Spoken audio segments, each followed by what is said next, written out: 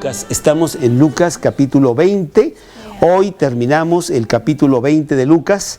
Hemos estado en Lucas ya, pues yo creo que son 2 o 3 años, no me acuerdo muy bien, pero estamos terminando el capítulo 20 y entrando en el capítulo 21. Vamos a ver 20 y 21. Toño, ¿nos quieres por favor guiar en una pequeña oración y que Dios bendiga este estudio para nuestro corazón?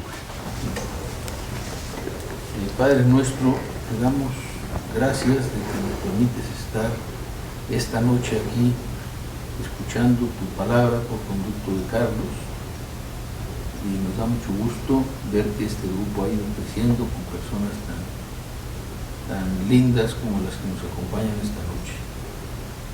Te pedimos que nos ilumines con tu Espíritu Santo para que podamos entender correctamente este mensaje y poderlo transmitir a nuestros más cercanos seres con los que nosotros convivimos. Te lo pedimos en el nombre de tu Hijo Jesús. Amén.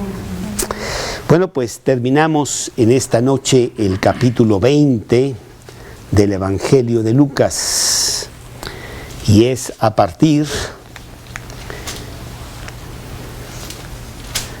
Lucas 20. A partir del versículo 45 de Lucas 20, la palabra de Dios, sí. ¿Lucas en 4 años? Sí, lo que pasa es que hemos ido versículo por versículo y nos hemos tardado 4 años en estos primeros 20 capítulos. Y podríamos tardarnos mucho más. Pero bueno, pues es la profundidad de lo que Dios tiene ahí en su palabra. Sí, es. Carlos, en el pasaje de los labradores, cuando una persona compra una viña y la manda a trabajar a los labradores y manda a 3 personas que los golpean y todo. Al hijo cuando lo matan. Sí. Y después él piensa qué cosa va a hacer, pero hay una inscripción aquí que dice: la piedra que desecharon los edificadores ha venido a ser cabeza del ángulo. Todo el que cayere sobre aquella piedra será quebrantado, mas sobre quien ella cayere le desmenuzará.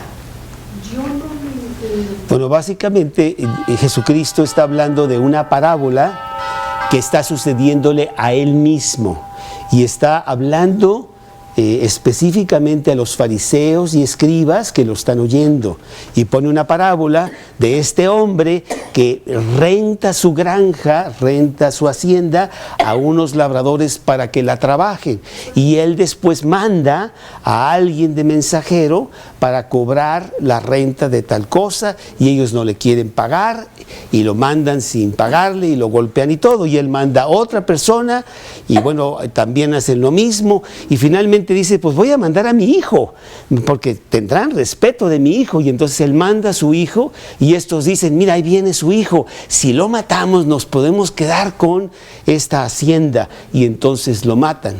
Y Jesús dice: pues ¿qué hará este dueño de esta hacienda? Dice: pues les quitará aquello que les ha rentado a ellos y los va a dar a otros y pagarle a ellos conforme a sus hechos. Está hablando de Jesús mismo. El Padre envió a Cristo a la tierra para pagar por nosotros, y Él arrendó la hacienda a los judíos durante todo el Antiguo Testamento para que ellos labraran en el mundo la palabra de Dios, que no lo hicieron, y desecharon a los profetas y los golpearon, e inclusive algunos los mataron. Y cuando vino el hijo, pues le mataron al hijo también. Pues ¿qué hará entonces? Pues le va a dar la hacienda a otros. Y dice ese versículo: los edificadores, aquel pueblo de Dios que Dios mismo seleccionó como los predicadores para los demás, que eran los judíos, ¿verdad? Y han sido desechados. Y han desechado a la piedra del ángulo. La piedra del ángulo es la que sostiene todo el edificio, que es Jesucristo mismo. Es lo que dice ese pasaje, que lo vimos aquí hace algunas semanas. Pero bueno, en este pasaje de Lucas, capítulo 20, empezando en el versículo 45, dice la palabra de Dios así: y oyéndole todo el pueblo, dijo a sus discípulos: guardaos de los escribas, que gustan de andar con ropas largas y aman las salutaciones en las plazas, y las primeras sillas en las sinagogas, y los primeros asientos en las cenas, que devoran las casas de las viudas, y por pretexto hacen largas oraciones. Estos recibirán mayor condenación. Levantando los ojos, vio a los ricos que echaban sus ofrendas en el arca de las ofrendas. Y vio también a una viuda muy pobre que echaba ahí 2 blancas. Y dijo: en verdad os digo que esta viuda pobre echó más que todos, porque todos aquellos echaron para las ofrendas de Dios lo que les sobraba. Mas esta, de su pobreza, echó todo el sustento que tenía. Y he titulado este versículo, o este pasaje, condenación.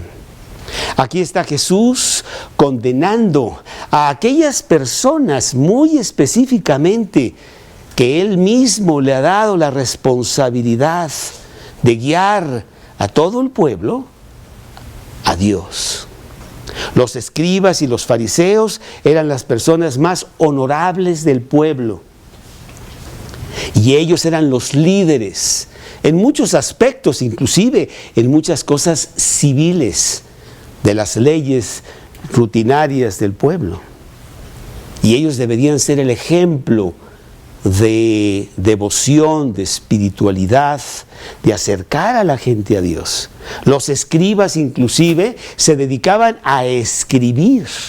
Acordémonos que no había pues ni imprentas ni nada de eso, y literalmente se pasaba la escritura de Dios de generación en generación a través de los escribas. Todos los escribas eran fariseos, no todos los fariseos eran escribas, pero eran los que regían el proceder espiritual y filosófico de la nación. Y sin embargo, se veía pues toda la rapacidad y toda la hipocresía y la manera tan terrible en que estos hombres vivían.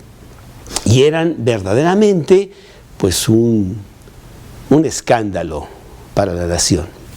Y el pueblo pues no tenía mucho que decir, pues estaban totalmente subyugados a ellos, y más ahora que tenían a todos los romanos todavía en conquista de todo ese territorio. Y Jesús hemos visto que ha estado muy fuerte contra ellos, porque Jesús no va a solapar las cosas que estaban haciendo en el nombre de Dios. Hemos visto hace 2 o 3 semanas que Él mismo, después de que realmente lo glorifican y le dan una entrada triunfal en Jerusalén en esa última semana de su vida, como proclamándolo rey, hosana el que viene en el nombre del Señor. Y bueno, eso se le decía nada más al Mesías que estaban esperando. ¿Será Él el Mesías? Y sin embargo, los escribas y los fariseos desde hacía mucho tiempo ya lo habían rechazado. Y estaban buscando la manera de cómo desacreditarlo. Estaban buscando la manera de cómo encontrarle algo para ver si podían acusarlo ante los romanos y deshacerse de él. Nos acordamos que ya habían determinado matar a Jesús. Jesús los había atacado muy fuerte, les había sacado sus trapos sucios a relucir. Inclusive el día después de que él estuvo en esa entrada triunfal a Jerusalén, nos acordamos que él llegó al templo y él tiró las mesas de los cambistas, sacó todos los bueyes y todas las ovejas, esparció las monedas, sacó las palomas para que volaran, ¿verdad? Y les dijo: vosotros habéis hecho de la casa de mi padre una cueva de ladrones, en donde, bueno, el que hacía todo ese negocio eran precisamente los sacerdotes, principalmente el sacerdote mayor, que era Caifás en este momento, y su suegro Anás. Entonces, bueno, a Jesús no le importaba. Él sabía, ya el plan trazado por los siglos, sabía que Él venía a morir por el hombre.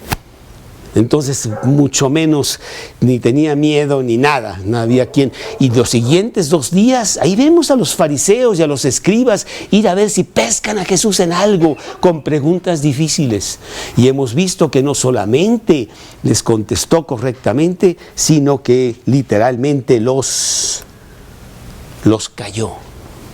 Por ejemplo, aquí en el capítulo 20, en estos primeros versículos del capítulo 20, pues él les pone una pregunta.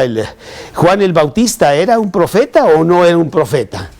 Y ellos decían, pues si decimos que es un profeta, no tenemos cómo responder, ¿verdad? Y entonces ellos tuvieron que responder que no sabían de dónde fuese Juan el Bautista. Entonces Jesús les dijo, yo tampoco os diré con qué autoridad digo estas cosas. Después vinieron otra vez con la pregunta de que, bueno, aquí está, ¿debemos de darle tributo al César, sí o no? Pero con la muy mañosa situación de que a ver si le encontramos algo a Jesús para poder acusarlo a los romanos de que está hablando contra Roma y poder deshacernos de él. Y Jesús les contesta, pues mostradme una moneda. ¿Y de quién es la inscripción de esa moneda? Ah, pues del César. Pues darle al César lo que es del César y a Dios lo que es de Dios. Y así fueron todas estas cosas al punto de que dice aquí el Lucas 20, versículo 26, no pudieron sorprenderle en palabra alguna delante del pueblo, sino que maravillados de su respuesta,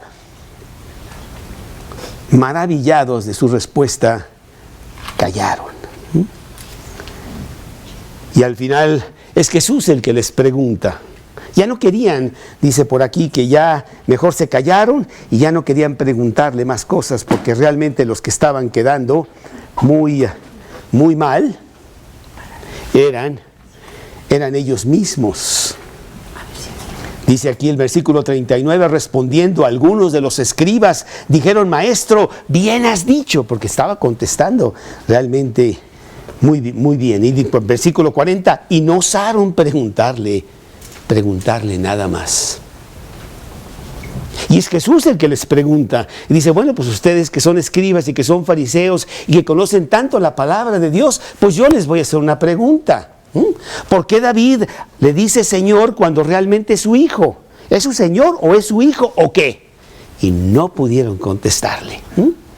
Y entonces, la verdad, pues con todo esto, los fariseos, los escribas, debieron haber caído de rodillas y debieron haber aceptado de que Jesús era el Señor, aquel Mesías que tanto estaban esperando y que finalmente cuando llegó no lo reconocieron. Sino al contrario, sus corazones se endurecieron más y querían irse contra él. ¿Qué hacemos para callar a este hombre que nos está atacando las cosas que nosotros hacemos? Pero no es diferente el día de hoy. El día de hoy inclusive pintamos de religión cuantas cosas, ahí está Cristo y vamos a esto y vamos a otras diferentes funciones externas. Pero lo que le importa a Cristo es tu corazón. Él no quiere acciones exteriores, no le importa ni le impresiona si te vas tú de rodillas de aquí hasta Acapulco. La verdad es que no lo vas a impresionar con eso. A Él lo que quiere es actitudes interiores. Lo que pasa en tu corazón es lo más importante y no lo que haces exteriormente. Y si haces algo exteriormente, debe ser producto de lo que tienes adentro, no sustitución, que eso es lo que muchos de nosotros hacemos. Y en este pasaje vemos ya que Jesús no quiere hablar más con el pueblo. Ya no hay nada que decir, lo han rechazado totalmente. Y más con los líderes del pueblo. Él sabe perfectamente dónde están sus corazones. Él sabe que están ahí para ver ¿cómo pueden deshacerse de él? Ninguna de las preguntas ha sido una pregunta sincera para ver qué dice Cristo acerca de esto o acerca de aquello. Y cuando es así, Jesús se calla. Es terrible cuando Dios decide callarse. Nos habla a nosotros individualmente. Carlos, pon atención a tu vida. ¿Qué está pasando? Haces esto y haces lo otro, y algunas cosas no son tan buenas como deben de ser. No van conforme a los principios de Dios. Y habla a nosotros, al corazón, muchas veces, a través de la lectura de la Biblia, a través inclusive de circunstancias, de personas con las cuales hablamos de Dios. Pero llega el punto en que si no atendemos, sencillamente Dios enmudece, calla. Lo veremos más adelante cuando Él finalmente, en los juicios que va a tener en un día, va con Herodes. Lo manda Pilato con Herodes porque no sabe qué hacer con él. Y dice, pues Herodes es de Galilea y este hombre es de Galilea, pues mándaselo a él a ver qué hacemos, porque la verdad yo no sé qué hacer con él. Y llega Jesús con Herodes y dice la palabra de Dios que Herodes estaba muy contento de verlo, porque había oído tantas cosas acerca de Jesús. Quizá podría hacer alguna maravilla enfrente de él para que se sellara, se cumpliera que este hombre era realmente el Mesías. Y Jesús no le dirige la palabra ni una sola vez, porque era tonto, no había para qué decirle nada. Y este es el caso en este momento, en donde dice la palabra de Dios, aquí en el versículo 45, que oyéndole todo el pueblo, ahí había mucha gente, el templo estaba en paz. Después de Jesús haberlo sacado a patadas a todos el día anterior, como que había un poco de paz para poder él enseñar y predicar. Y había mucha gente, se agolpaba la gente para oír estas palabras tan maravillosas que hablaba Jesús. Pero en este momento, después de haber sido atacado tan fuertemente por los escribas y por los fariseos, él calla. Y dice la palabra de Dios, oyéndole todo el pueblo, versículo 45, dijo a sus discípulos, ya no va a hablar más, ya no va a pedirles que escuchen las cosas que él tiene que decir, que él es aquel que han estado esperando por tanto tiempo. Se acabó. Y ahora va a hablar a sus discípulos. Ya no lo vamos a ver hablando con los demás. ¿Sí? Y en este pasaje vamos a ver 4 cosas importantes que Jesús les quiere decir a sus discípulos. La primera de ellas es la advertencia. Hay una advertencia muy fuerte que Jesús va a dar a sus discípulos. Y esa la vemos en este versículo 46, en donde Jesús les dice a sus discípulos, guardaos de los escribas. En el pasaje paralelo de Mateo incluye a los fariseos y les dice, guardaos de los escribas y de los fariseos. Lo podemos leer, está en Mateo capítulo 23 y dice así, dice Mateo, entonces habló Jesús, capítulo 23, versículo 1 de Mateo, entonces habló Jesús a la gente y a sus discípulos diciendo, en la cátedra de Moisés se sientan los escribas y los fariseos. Así que todo lo que digan que guardéis, guardadlo y hacedlo, mas no hagáis conforme a sus obras, porque dicen y no hacen. Bueno, los falsos profetas han existido siempre. Personas que en el nombre de Dios realmente están para provecho propio. Y lo vemos en predicadores en la televisión y lo vemos en los diferentes templos de todas las religiones, en donde realmente el que está allí no está tan interesado en los feligreses y ver cómo los ayuda y ver qué hace por ellos como buen pastor haría por las ovejas, sino que habla para sí. Y el falso profeta, pues, tanto en el Antiguo Testamento como en el Nuevo Testamento se ve por todos lados. Por ejemplo, en el Antiguo Testamento, allá desde los tiempos de Moisés, dice Deuteronomio capítulo 13, ahí en el versículo 1, dice la palabra de Dios, Deuteronomio, capítulo 13, versículos 1 al 3. Jehová habló a Moisés diciendo, perdóname, estoy en Éxodo y debe de ser Deuteronomio. Deuteronomio capítulo 13. Cuando se levantare en medio de ti profeta o soñador de sueños y te anunciare señal o prodigios, y si se cumpliere la señal o prodigio que él te anunció diciendo, vamos en pos de dioses ajenos que no conociste y sirvámosle. No darás oído a las palabras de tal profeta, ni a tal soñador de sueños, porque Jehová vuestro Dios os está probando para saber si amáis a Jehová vuestro Dios con todo vuestro corazón y con toda vuestra alma.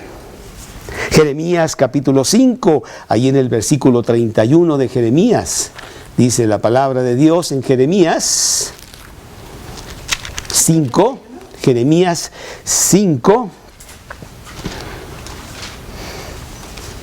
ahí donde estoy, Jeremías 5:31, Jeremías 5:31. Los profetas profetizaron mentira, los sacerdotes dirigían por manos de ellos, y mi pueblo así lo quiso. ¿Qué pues haréis cuando llegue el fin? Dios constantemente está advirtiendo que la comunión con Él es mucho más profunda de un ritual al cual vamos en la sinagoga los sábados, o el templo, o en alguna iglesia los domingos. Es mucho más que eso. Dios nos hizo a su imagen y semejanza con el específico propósito de tener compañerismo con Él, de una manera diaria, de tener comunión con Él, de saber qué es lo que Él quiere, para qué estamos aquí, a dónde vamos, cómo llegamos. Y no nada más tener un pequeño compartimento en nuestra vida que se llama religión, que se llama mi espiritualidad, y darle ese pedacito a Él, porque de lunes a sábado pues yo tengo otras cosas muy importantes que hacer, tanto como esta o más. Y es absurdo. No hay cosa más importante que mi comunión con Dios, y Él quiere eso. Pero Él ve los falsos profetas que dicen, no hay problema, con tal de que hagas esto, con tal de que hagas aquello. Mentira. Realmente, por eso dice Dios en sus mandamientos, el primer mandamiento, amarás a Dios sobre todas las cosas, con toda tu fuerza, con toda tu alma, todo el tiempo. Pues nadie sigue ese mandamiento, pero así de alto está lo que Dios requiere. Por lo que los falsos profetas andan por todos lados, y no solo en el Antiguo Testamento. Cuando llegamos al Nuevo Testamento, pues vemos lo mismo. Mateo 7, capítulo 15, Mateo 7, 15, dice la palabra de Dios. Mateo 7, 15. Guardaos de los falsos profetas, que vienen a vosotros con vestidos de ovejas, pero por dentro son lobos rapaces. Hechos, capítulo 20, el libro de Hechos, después de los Evangelios, dice el apóstol Pablo, ahí en el capítulo 20 del libro de Hechos. Dice, capítulo 20, versículos 29 y 30. Porque yo sé que después de mi partida, entrarán en medio de vosotros lobos rapaces, que no perdonarán al rebaño.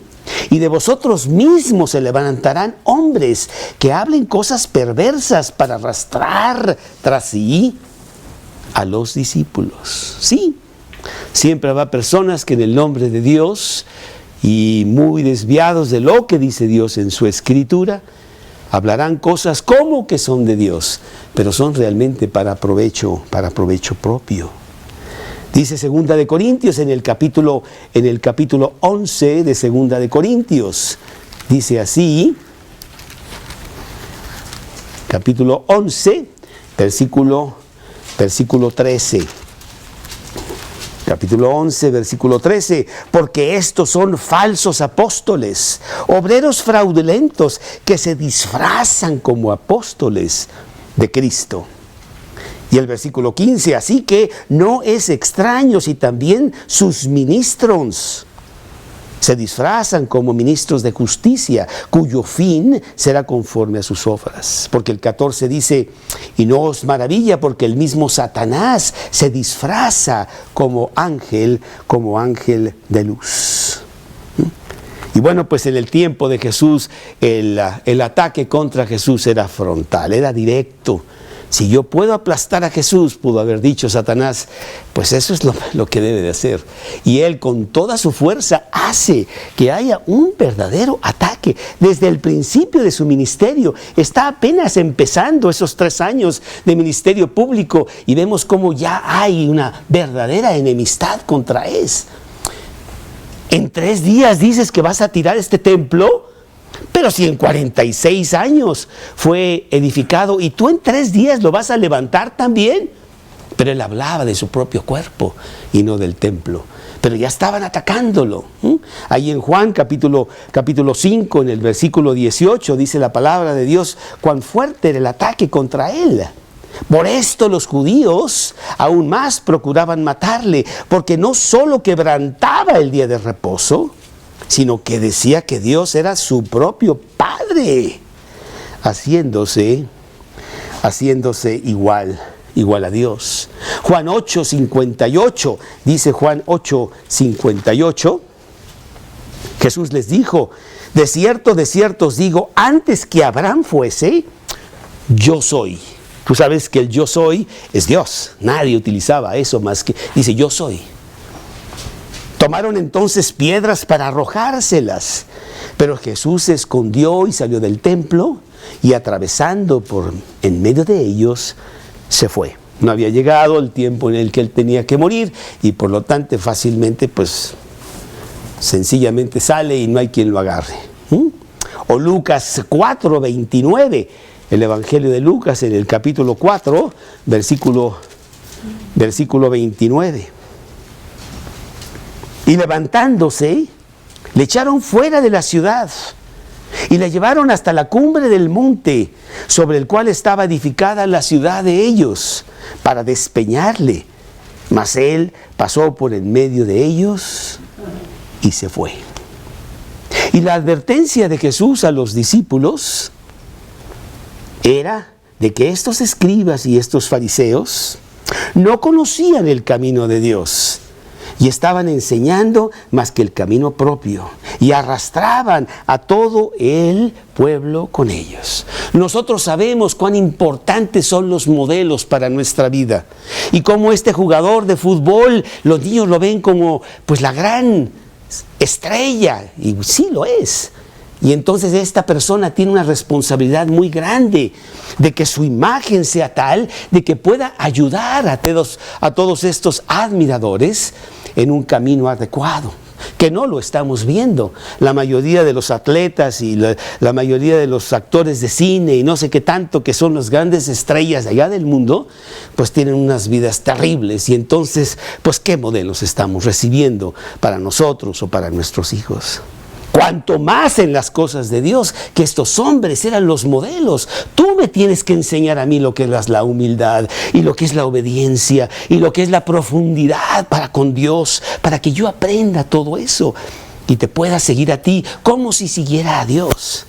Pero estas personas estaban muy lejos de ello. El apóstol Pablo, ahí en 1 Corintios, él dice, sed imitadores de mí, como yo de Dios. Él mismo se pone esa gran responsabilidad de, si no pueden ver a Dios, véanme a mí que estoy hablando yo de Dios. Y aunque no soy perfecto, yo soy un buen modelo de cómo seguir a Dios. Y se echa todo eso a cuestas. Y eso es lo que debe de ser para todos estos modelos que están por ahí. Pero vemos a todos estos religiosos, líderes religiosos que están muy mal. Muy mal. Y en nuestros días, cuántos escándalos hemos oído de lo que están haciendo todos estos religiosos, de muchas de muchas religiones, no solamente de una, sean judíos, sean católicos, sean protestantes, sean testigos de Jehová, y hacen cada atrocidad, y tú dices, ¿y tú me hablas de Dios? Pues ¿cómo es posible? ¿Cómo es posible? Mateo 23, 13. Mateo 23, 13. ¡Ay de vosotros, escribas y fariseos, hipócritas! Porque cerráis el reino de los cielos delante de los hombres, pues ni entráis vosotros, ni dejáis entrar a los que están entrando. O el capítulo 15, ahí mismo de Mateo 15, 14. Mateo 15, 14. Dejadlos, son ciegos, guías de ciegos. Y si el ciego guiare al ciego, ambos caerán en el hoyo. Bueno, sus pecados eran muy evidentes. Eran hipócritas, eran avaros, súper codiciosos, en donde pues tenían impuesto para todo. Tú tenías que ir a sacrificar los animales al templo, pero no podías llevar tu propio animal. Tenías que comprar el animal en el templo y no podías llevar tu propio dinero. Tenías que cambiar tu dinero para que fuera el dinero espiritual del templo. Bueno, pues las ganancias eran muy sabrosas para todas estas gentes. Y Dios no estipulaba nada a eso en su palabra. ¿Cuántas cosas se están haciendo hoy? Ignorando las escrituras, en donde hay que hacer esto. ¿Y dónde dice eso en la Biblia? ¿Dónde dice? Necesitamos conocer las escrituras para saber qué debemos de hacer y qué no debemos de hacer. Pero todas estas gentes pues confiaban en los líderes religiosos y bueno, pues si Dios dice eso, a través de sus líderes, pues yo tengo que obedecer. Pero no era así. Y entonces Jesús les decía, hipócritas. Capítulo 23 de Mateo, versículo 27.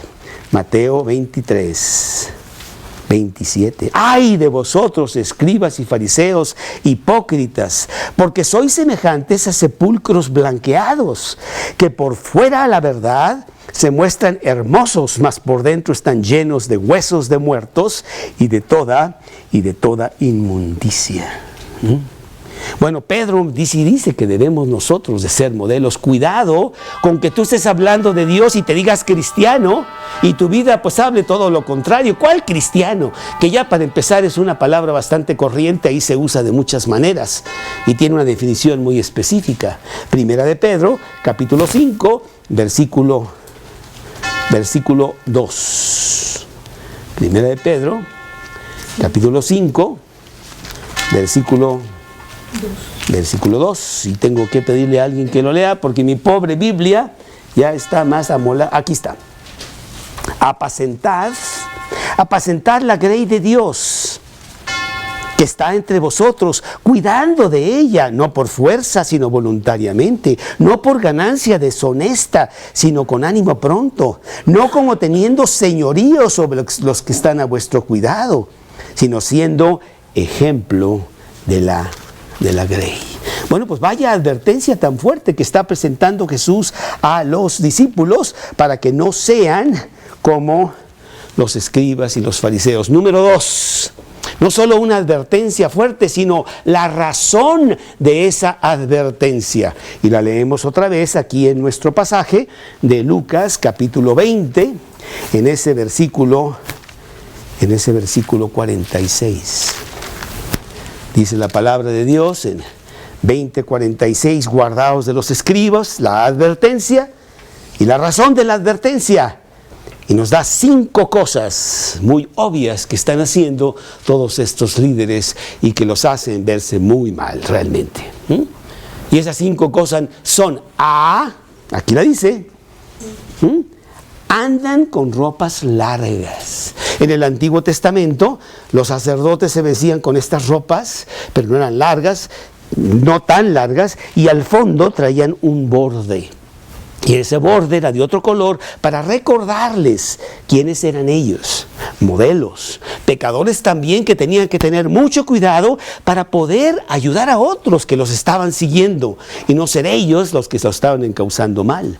Pero ¿qué hacían estos escribas y estos fariseos? Dice que tenían ropas largas para impresionar a la gente. Mira mi espiritualidad. Yo soy una persona muy espiritual. ¿De qué sirve tener un vestido de esto o de aquel color si por dentro estás podrido? No, eso no era una buena señal de estas personas. Pero ve, dice, aman las salutaciones en las plazas. Esperaban toda la atención y toda la alabanza para ellos mismos.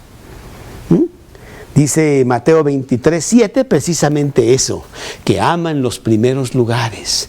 Aman que toda la gente los esté viendo. ¡Ay, viene fulano, hazte un lado! Es muy importante, debemos de darle el paso a él. Mateo 23, 8 al 10 habla muy fuerte de eso. Mateo 23, Jesús hablando otra vez en un pasaje paralelo al que estamos estudiando ahí en Lucas. Mateo 23, del 8 al 10.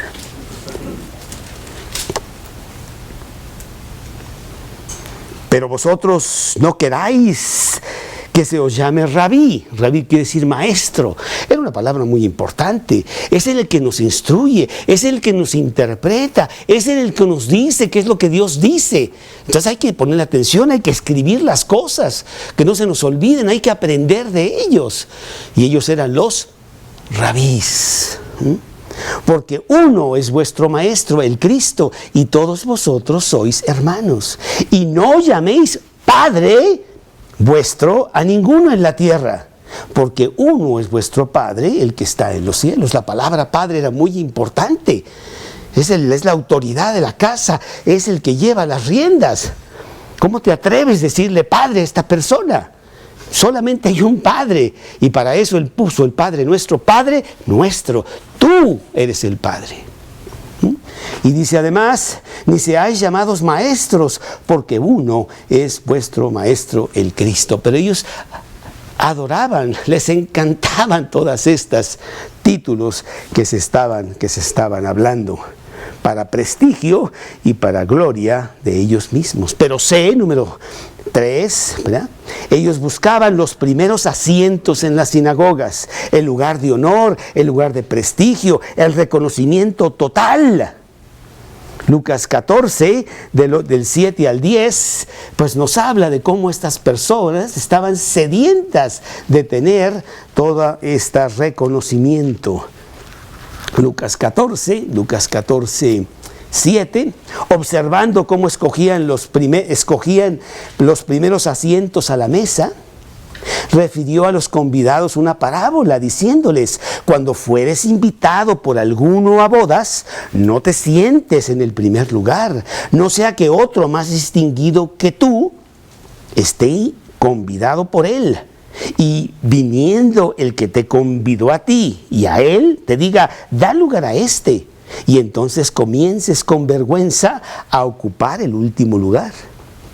Mas cuando fueres convidado, ve y siéntate en el último lugar, para que cuando venga el que te convidó, te diga: amigo, sube más arriba.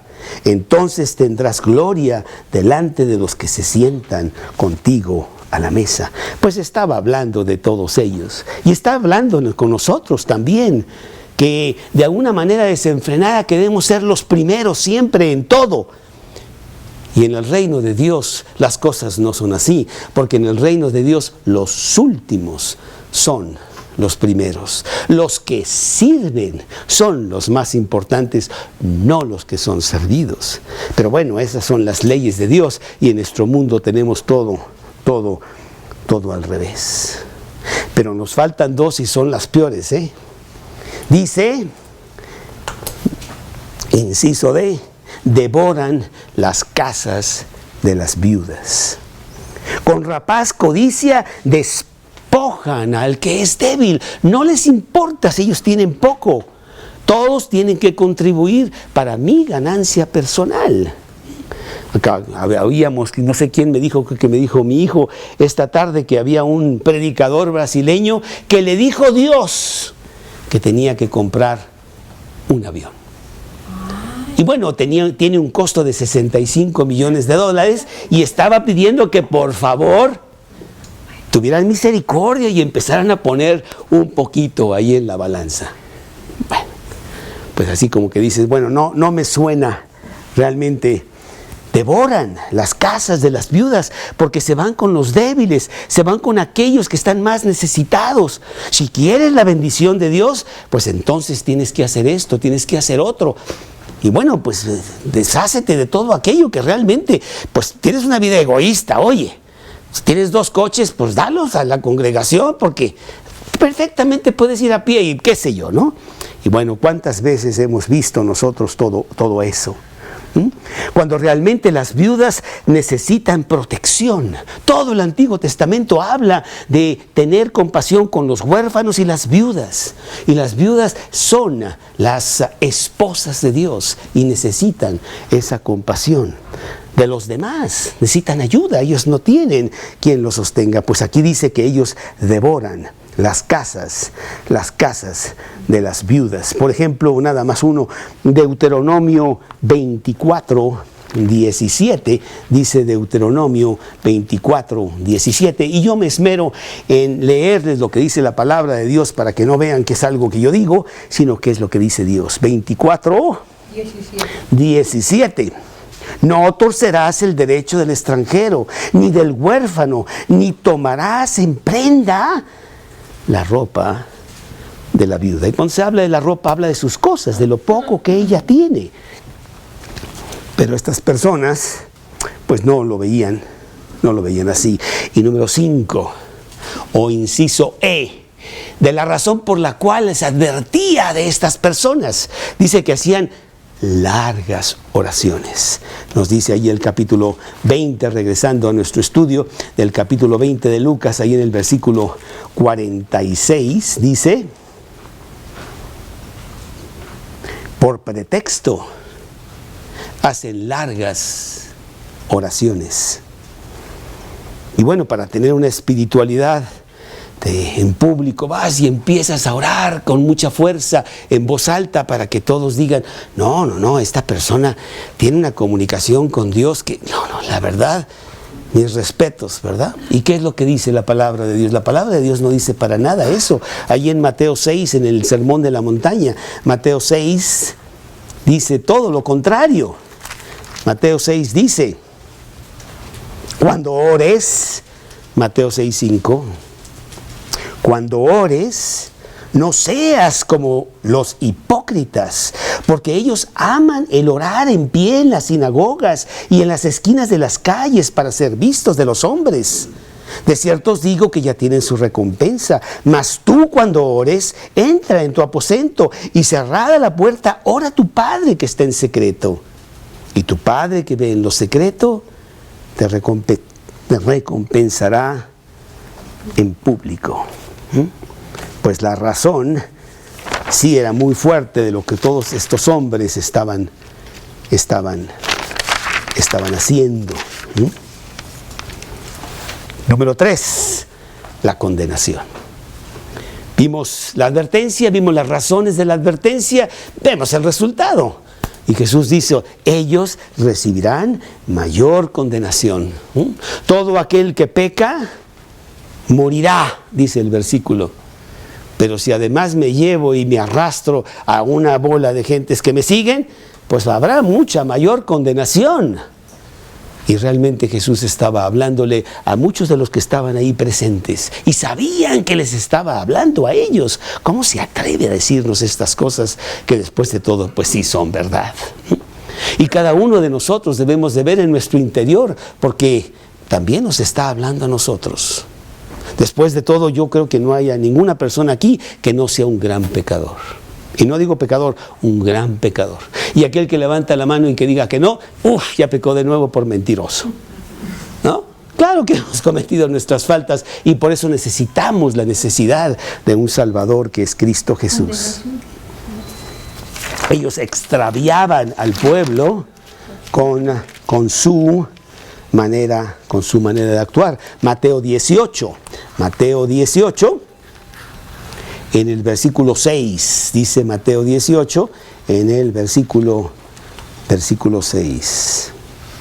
Cualquiera que haga tropezar a alguno de estos pequeños que creen en mí, mejor le fuera que se le colgase al cuello una piedra de molino, de asno, y que se hundiera en lo profundo del mar. Sí, tenemos que tener mucho cuidado con la manera como nosotros actuamos si queremos ser líderes, o aunque no seas líder, porque de todas maneras alguno te está siguiendo, alguna persona te está observando a ti, sea tu esposa, sean tus hijos, sea la persona con quien trabajas. Y tú, si dices que eres cristiano, y mira, traes tu pescadito y yo soy cristiano y no sé qué, pues no es que seamos perfectos, pero sí tienes que tener cuidado en cómo actúas y en qué haces. Pero ¿qué hacían estas personas? Eran los pastores de todo este rebaño. Capítulo 7 de Juan, versículo 49, dice la palabra de Dios de cómo procedían estas personas allí en Juan 7, 49. En donde ellos le dicen a los alguaciles que no habían prendido a Jesús y regresaban diciendo, es que este hombre habla como nadie ha hablado.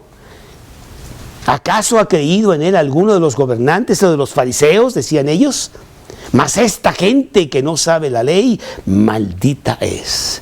Ellos menospreciaban, ahí en ese versículo 49 vemos que ellos menospreciaban al pueblo. Son de tercera categoría, no son como nosotros, el élite del pueblo. Pues sí, habrá mayor condenación. Entonces hemos visto la advertencia, hemos visto las razones de la advertencia, hemos visto la condenación, pero Jesús va más allá. Jesús pone pruebas y dice, te voy a poner un ejemplo clarísimo de lo que estos hombres están haciendo. Y lo vemos como número 4, el ejemplo. Lo vemos aquí en este pasaje de Lucas, en el capítulo 20, capítulo 21 ahora, empezando el capítulo 21 de Lucas, en donde podríamos nosotros no ver la enseñanza. Y dice, levantando los ojos, Jesús, nos dice Marcos, estaba ahí sentado y les iba a pasar una enseñanza a sus discípulos que era sobre este tema, y él levanta los ojos y dice, miren, les voy a poner el ejemplo perfecto. Levantando los ojos vio a los ricos que echaban sus ofrendas en el arca de las ofrendas. Vio también una viuda muy pobre que echaba allí 2 blancas. Y dijo, en verdad os digo que esta viuda pobre echó más que todos, porque todos aquellos echaron para las ofrendas de Dios de lo que les sobraba. Mas esta, de su pobreza, echó todo el sustento que tenía. Podríamos pensar que está hablando de dar. Y bueno, es una palabra muy grande en el cristianismo. Si tú te dices cristiano, es una palabra clave, pero bien difícil. Fíjate, tiene 3 letras ya con eso. D-A-R, no, para nada. Me gusta más otra que es un poquito más larga, que es recibir. Esa me gusta más. Pero bueno, como cristiano aprendemos a dar. Y tú pensarías que este versículo, este pasaje, es acerca de dar y tiene algo de enseñanza. Dios no quiere que le des lo que te sobra. Dios quiere que le des de ti, de tu dinero, de tu esfuerzo, de tu trabajo, de tu tiempo, que realmente le des a Dios. Y bueno, sí tiene alguna enseñanza aquí, pero la enseñanza no es esa en este pasaje, puesto que está hablando de condenación. Está hablando del ejemplo que quiere dar de lo que estos hombres están haciendo con las viudas, que precisamente las despojan totalmente. La blanca era la moneda más pequeña que existía ahí en Judea. 2 blancas, pues no era nada. Probablemente que serían 2 centavos el día de hoy. Pero es lo que esta mujer tenía, nada más. Y ella, confiando en lo que se le había dicho, agarra esas monedas y las echa en las ofrendas. Y ciertamente está dando muchísimo más que estos hombres ricos que echaban de lo que les sobraba. La palabra ricos en el original sencillamente habla de la persona que tiene más del sustento más básico para vivir. Y desde ese aspecto, pues todos nosotros aquí somos muy ricos y debemos de contribuir, pero nunca de lo que te sobra. Dios no necesita ni de ti, ni de lo que tienes. Pero vemos con curiosidad que el versículo 2 y el versículo 3 usa dos palabras diferentes. Dice, vio también a una viuda muy pobre. En el original, y perdón, pero no me aprendí la palabra porque mi arameo no es tan bueno para nada, está hablando de una mujer pobre, pero que realmente no está en la extrema, total, desesperada pobreza. Tenía 2 blancas. Pero el versículo 3 usa otra palabra diferente. Y esta palabra que usa allí en el versículo 3 y que en español pone la misma, dijo, en verdad os digo que esta viuda pobre echó más que todos. Pero son 2 palabras diferentes. Al no tener estas blancas, esta mujer no tiene nada. Nada. Los dracmas. Los dracmas es una palabra, es otra moneda, pero de mayor valor que esta blanca, ¿sí? Dios no quiere tu dinero. Dios no quiere tu tiempo. Dios quiere tu corazón. Y cuando Jesús dice, el que quiera venir en pos de mí, niéguese a sí mismo, no necesariamente está hablando de tu dinero, está hablando de ti, de que realmente lo sigas con todo tu corazón. Él no necesita nada de ti, Él es el dueño total de todo el universo. Somos nosotros los que tenemos que aprender a dar, que es muy diferente. Por lo tanto, es absurdo que le pidan a esta mujer que ella vaya y dé el poco, terriblemente miserable sustento que ella tiene, para beneficio de estas personas, que vaya que si están ganando mucho dinero con la religión que ellos profesaban. Eso no está bien. Al contrario, una persona que ve estas cosas sin quitar la bendición, también sabe de las necesidades y diría a esta mujer, oye, no, espera, no me des ninguna blanca, al contrario, aquí tenemos un fondo precisamente para las viudas, porque tú no tienes marido, porque tú no tienes sustento, para ayudar. No eres que tú vengas aquí, y nos da muchísimo gusto que tu corazón esté allí para dar, pero eso no es lo que nosotros pensamos que debe de ser. ¿Cuántas veces he visto chiquillos que vienen aquí, verdad? Y vienen con 2 pesos y dicen, esta es mi ofrenda para Dios, y me dan el dinero. Maravilloso, ¿sí? Pero con el cuidado de que, un momento, ¿es este el dinero para comprar la medicina que vas a comprar porque tu hermano está enfermo? Por favor, ¿sí? Bueno, pues es que hacían estas personas, devoraban las cosas de las viudas. Y Jesús está poniendo este ejemplo en este momento. Señores, lo que les estoy diciendo, lo estoy viendo en vivo, de lo que hacen estas personas que le dicen muy espirituales, personas que llegan aquí en Cadillac, o no sé, bueno, no había Cadillacs en ese entonces, o en burro especial, o no sé qué, ¿verdad? Y nosotros aquí a pie, ni en bicicleta siquiera. Está mal. La palabra de Dios es un libro de principios, no es un libro de leyes. Si fuera de leyes, pues no caberían todos los libros para saber todas las cosas que se deben de ver. Es un libro de principios, y basado en el principio, entonces tú lo aplicas en las diferentes cosas. En este concepto, pues para nada. Esta mujer está como para dar, está para recibir, y una persona que está al frente de un rebaño lo sabe y hace algo al respecto, en lugar de tomar ventaja de el débil. Vemos, por ejemplo, al apóstol Pablo acá en Corintios, en 2 de Corintios capítulo 8, en donde él hace todo lo contrario. El grupo de Corintios es un grupo pobre, es un grupo que no tiene mucho dinero, pero tiene un corazón muy grande para Dios. Y entonces dice aquí en el versículo 3 de 2 de Corintios 8, pues doy testimonio de que con agrado han dado conforme a sus fuerzas y aún más allá de sus fuerzas, pidiéndonos con muchos ruegos que les concediéremos el privilegio de participar en este servicio para los santos. Y no como lo esperábamos, sino que asimismo se dieron primeramente al Señor y luego a nosotros por la voluntad de Dios. Personas que dieron más allá de lo que tenían, porque había una causa muy especial que el apóstol Pablo estaba haciendo para los santos en Jerusalén. Pero Pero ellos veían también al apóstol Pablo. El apóstol Pablo no andaba en Cadillac, no tenía, yo creo que más que la ropa que tenía puesta. Entonces vemos todas estas cosas y vemos cómo realmente nuestra comunión y nuestra situación con Dios debe ser algo muy real, en donde en el corazón yo debo estar bien con Dios. No es cuestión de un rito exterior, no es cuestión de reglas que dicen ahí que tú tienes que hacer esto y tienes que hacer esto y tienes que hacer esto. No, Señor, porque dice el versículo, así que si el Hijo os libertare, seréis verdaderamente libres. Óyeme, yo soy libre, yo no tengo que hacer nada. Y lo que hago, lo hago voluntariamente de corazón. Soy yo el que quiero participar, soy yo el que quiero tener el privilegio, no una obligación de alguien que me dice que tengo que hacer esto o aquello. El cristianismo es muy diferente. Soy yo el que no quiero fumar, soy yo el que no quiero hacer esto y robarle a aquel y pegarle a aquel. Porque yo quiero agradar a Dios, no porque haya una ley específica que me condena haciendo aquello, que de todas maneras no sería lo propio. Pero es mi corazón el que tiene ese concepto. Cuando tienes a Cristo poderoso en tu corazón, tú quieres cambiar. Yo me acuerdo perfectamente como el director de una empresa, que con mis obreros, yo era el que decía más malas palabras que todos ellos juntos.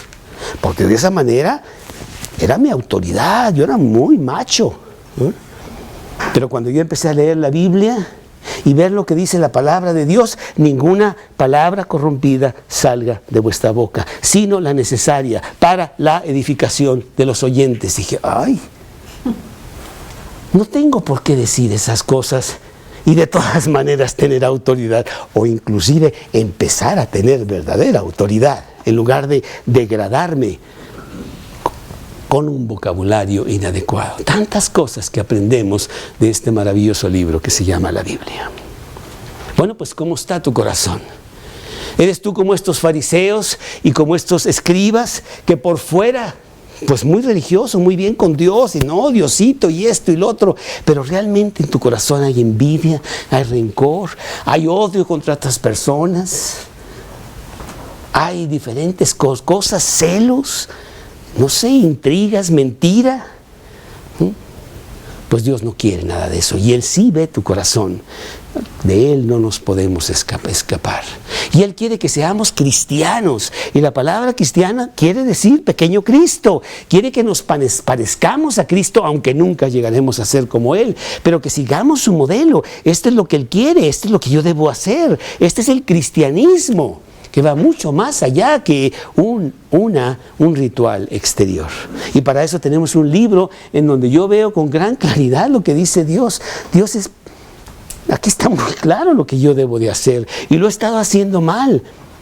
Y con Cristo en mi corazón, tú me vas a dar el poder para que yo cambie. Ya no quiero ser así, yo tengo que cambiar. Yo quiero ser cristiano en toda la extensión de la palabra. Pues ¿dónde estás tú? ¿Dónde estás tú con respecto a Cristo? ¿Es realmente Cristo el Señor y el dueño de tu vida? ¿Lo tienes tú como el ayudador de tu vida? Jesús no ayuda a nadie, ¿eh? Él no es ningún ayudador. Él es el Señor de todo, o Él es el Señor de nada. Lo vimos la semana pasada. Jesús es el Señor, el dueño, el amo. Y nosotros queremos ser sus servidores. Aquí estoy, Señor. Haz conmigo según tu voluntad. Heme aquí, envíame a mí, a lo que tú quieras que yo haga. Hubo una persona que se le presentó y le dijo, te seguiré a donde quiera que tú vayas. Ahí está en Lucas 9:57. Y Jesús le dice, mira, yo no tengo ni dónde dormir. El seguir a Cristo te va a costar un poquito más de lo que tú piensas. No son palabras, hay que actuar. Hay que realmente ser. Dios no quiere que hagamos, sino que seamos. ¿Es Cristo el dueño de tu vida? ¿Es Cristo el Señor de tus interiores, en donde tú lo tienes como Señor y vas constantemente a ver si lo que estás haciendo está bien? ¿Y ser cristiano? Pues tú sabes que eso es una decisión. Es una decisión que tomamos específicamente de hacerlo el Señor de nuestra vida, el dueño, y caminar conforme a lo que Él dice en su palabra. Y para eso nos dejó este libro. ¿Cómo sabría yo qué dice Dios? ¿Qué quiere Dios? Si nunca tuve un libro, que este libro no debía existir, porque este ha sido el libro más atacado de la tierra. Y aquí está. Pero no es para que lo tenga, es para que lo aplique. Y no es para que le ponga una veladora. Yo no pongo veladora, mía, mi pobre Biblia ya está más descuatrijada. Bueno, y compraré otra, no importa, es un libro. No lo voy a venerar, pero sí lo que dice aquí. Pues otra vez la pregunta, ¿es Cristo el Señor de tu vida? ¿Es el dueño de tu corazón? ¿Es por lo que tú vives o vives por otras cosas? Por tu trabajo, por tus hijos, por el prestigio de los demás, por la medalla de oro, qué sé yo. Él quiere que vivas para Él. Pues vamos a inclinar nuestros rostros para terminar nuestro estudio y vamos realmente a ver hacia adentro, ahí donde solo Dios y tú pueden ver. ¿Y qué es lo que ves ahí adentro?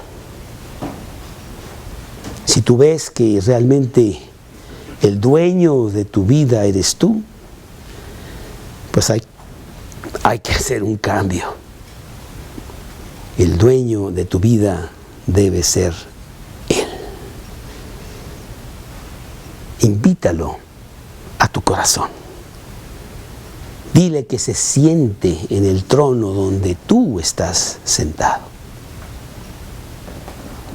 para que tengamos realmente vida y vida abundante.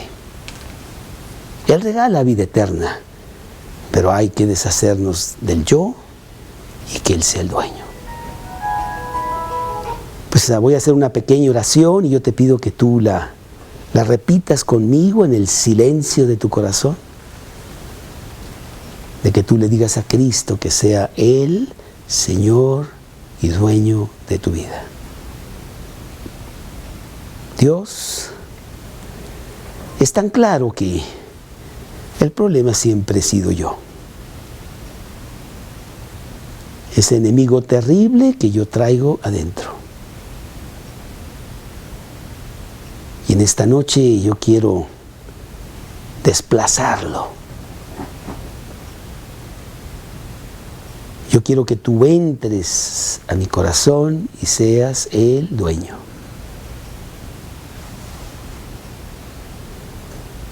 Te pido perdón por una vida egoísta, para mí yo, y arrancar contigo, teniéndote a ti como dueño. Con ello sé que regalas la vida eterna que tanto necesito. Con ello sé que me das una vida abundante que puedo tener. Entra a mi corazón en este momento. Te lo pido basado en lo que tú hiciste por mí en la cruz. Te lo pido basado en lo que tú has escrito en tu Biblia, todas sus promesas. Te lo pido basado en el nombre de Cristo Jesús. Amén. Bueno, pues hace 37 años yo hice una pequeña oración muy similar. Tiré a la basura a Carlos, que no sirve para nada, y entró Cristo en mi corazón, que Él fuera el dueño. Y las cosas han cambiado.